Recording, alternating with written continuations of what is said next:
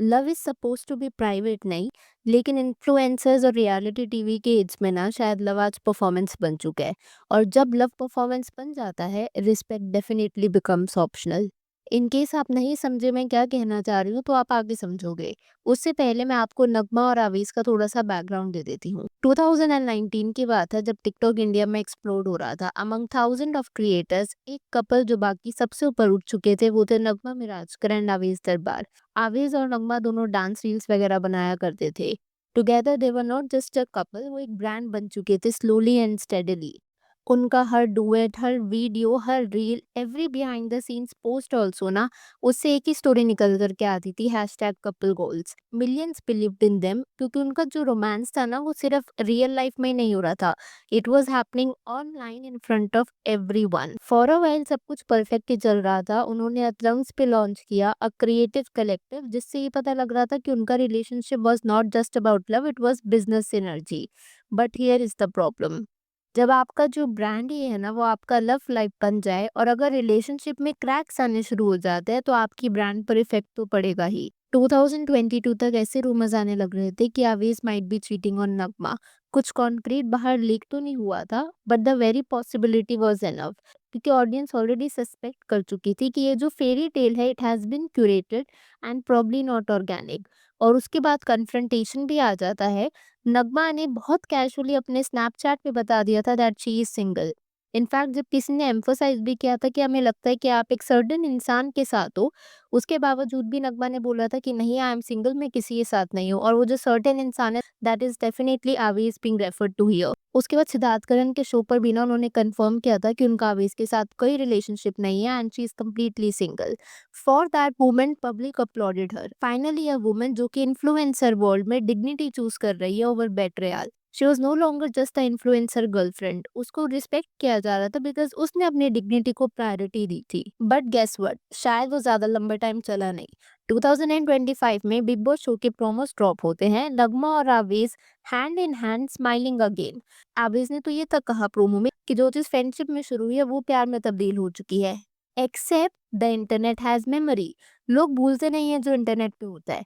लोगों को याद था नगमा का अर्लियर कन्फेशन, चाहे वो सिद्धार्थ करण के शो पर हो, चाहे वो स्नैपचैट पे हो, या फिर एक दूसरे के साथ कोलैबोरेशन करना बंद कर देना हो, स्पॉन्सरशिप साथ में करना छोड़ देना हो, and so much more. And ये तब की बात है जब आवेश और नगमा ना ऑलमोस्ट हर चीज एक साथ किया करते थे। उनका हर दूसरा पोस्ट एक दूसरे के साथ ही कोलैबोरेशन होता था। तो आप खुद सोचो, अगर वो कपल होते तो वो ये सब छोड़ते ही क्यों?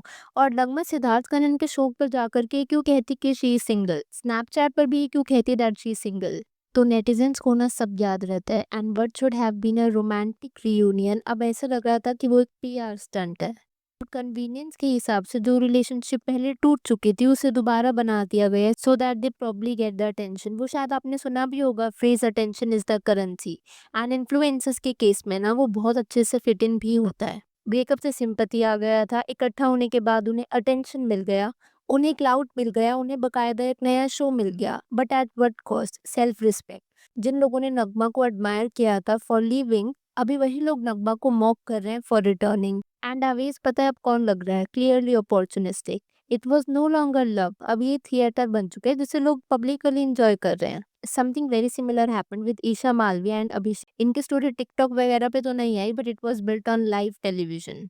तो पहले ये दोनों सीरियल में थे, उसके बाद ये दोनों बिग बॉस में आते हैं। बिग बॉस में आने से पहले इनका ब्रेकअप होता है। बिग बॉस में ये दोनों एक साथ होते हैं, फिर इनका ब्रेकअप हो जाता है बिकॉज ईशा का एक्स वहां पे एंटर करता है। शो छोड़ने के बाद ये दोनों रियलाइज करते हैं कि हम में से कोई एक दूसरे से बात नहीं करेगा। ईशा ने अभिषेक के ऊपर काफी इल्जाम भी लगाए थे, स्टेटिंग कि वो अब्यूज करता है एंड ऑल दैट। एंड अभिषेक ने भी ना ईशा के बारे में कुछ खास अच्छा बोला नहीं था। गेस व्हाट, इनकी लाफ्टर शेफ पे मुलाकात होती है, उसके बाद ये दोनों एक म्यूजिक वीडियो भी करते हैं। And now at today's point of time ये दोनों एक शो कर रहे हैं बाय द नेम ऑफ पति पत्नी और पंगा। एंड ये जो शो है ना, इसमें प्राइमरीली वही कपल्स हैं जो या तो मैरिड हैं और they are in relationship. Major couples वही हैं हु आर मैरिड। इन ईशा अभिषेक उनमें से हैं जिनकी अभी शादी भी नहीं हुई। बट जो स्टोरीज इन दोनों ने एक दूसरे के लिए पोस्ट करी और जो ऑफिशियल प्रोमो भी निकल करके आया ना, उसमें तो यही समझ आ रहा है कि ये दोनों शो में पार्टिसिपेट कर रहे हैं एज अ कपल। एंड यहाँ पर भी once again the same formula, heartbreak को एज अ नैरेटिव रखा गया है, पैचअप को एज अ कंटेंट। लेकिन जो चीज यहाँ पे कटी ना, that was self respect.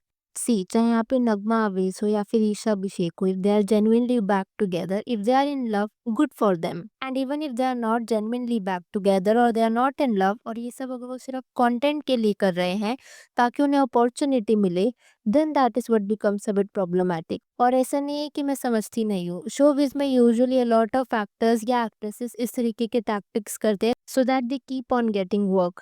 But जब इस तरीके की चीज़ एक पैटर्न ही हो जाती है जहाँ पर आप उनको फॉर मंथ्स इग्नोर कर रहे हो, उनके किसी पोस्ट को लाइक नहीं कर रहे हो, ये चीज़ बार-बार क्लियर आउट कर रहे हो कि आप सिंगल हो, लेकिन एक शो के लिए आप वापस एक साथ आ जाते हो, that is definitely a bit weird. अब यहाँ पर आप कुछ कमेंट्स भी देख लो।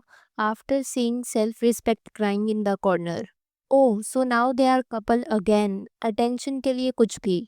अब यहाँ पर एक चीज़ तो एविडेंट है, जो भी इस तरीके के इन्फ्लुएंसर या फिर सेलिब्रिटी कपल्स होते हैं और जो भी कन्वीनियंस के हिसाब से रिलेशनशिप बनाते हैं, इसका एक ही रीज़न होता है, अटेंशन। इन्फ्लुएंसर वर्ल्ड या फिर in general Bollywood celebrity world में अटेंशन इज द करेंसी।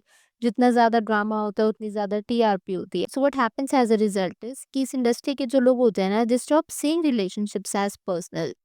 उन्हें हर चीज़ ही कंटेंट स्ट्रैटेजी लगने लगती है। अगर हार्ट ब्रेक हो रहा है तो वो प्राइवेट नहीं होगा, उसको एक स्टोरी लाइन की तरह बताया जाएगा। अगर रीयूनियन हो रही है, that would not be love, शायद वो ब्रांड डील होगी। Couple is not two people, अब वो बिजनेस पार्टनरशिप बन गई होगी, और इस पूरे बिजनेस में the only victim is self respect.